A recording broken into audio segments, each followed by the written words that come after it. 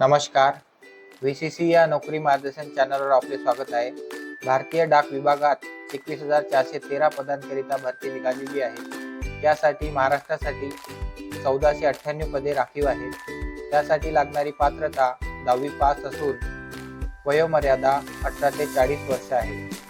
OBC साठी 3 वर्ष तर SC/ST वाल्यांसाठी 5 वर्षाची सवलत देण्यात येत आहे. या पदाकरिता पगार हा BDM पोस्टसाठी 12,000 ते 29,380 असून ABPM व डाक सेवक यासाठी 10,000 ते 24,470 रुपये आहे.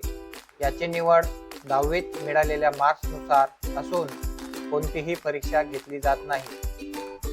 याची शेवटची तारीख ही 3 मार्च 2025 असून लवकरात लवकर अर्ज भरून घ्यावे. धन्यवाद.